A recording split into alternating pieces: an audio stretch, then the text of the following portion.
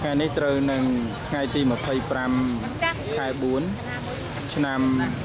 2016 គណៈធម្មយាត្រាដែលបានដឹកនាំដោយព្រះអង្គគ្រូនីតិបណ្ឌិតណាប់ម៉ឺនឥឡូវនេះកំពុងតែនិមន្តនឹងអញ្ជើញមកដល់នៅច្រកប៉ោយប៉ែតនឹងដើម្បីនឹងរៀបចំបន្តដំណើរទៅកាន់ចូលទៅទឹកដីថៃហើយក៏បន្តដំណើរទៅកាន់ប្រទេសភូមាជាបន្តទៀតអញ្ចឹងនៅក្នុងនេះគឺញាតិញោមពុទ្ធបរិស័ទប្រសង់គ្រប់ព្រះអង្គដែលនិមន្តនឹងអញ្ជើញមកដល់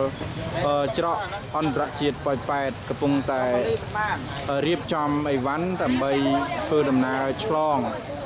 ដែនទៅកាន់ប្រទេសថៃហើយបន្តដំណើរទៅកាន់ប្រទេសភូមាជាគោលដៅដែលពុទ្ធបរិស័ទទាំងអស់គ្នាព្រមទាំងប្រសង់នឹងត្រូវធ្វើគណៈធម្មយាត្រានៅប្រទេសភូមានៅក្នុងឱកាសពេលនេះគឺជាឱកាសមួយប្រកបដោយទឹកចិត្តសោមនស្សរីករាយនិងប្រកបទៅដោយសេចក្តីសប្បាយរីករាយពេញចិត្តនៅក្នុងការទៅបំពេញនៅមហាកុសលនៅនាប្រទេសភូមាជាកន្លែងប្រកបទៅដោយ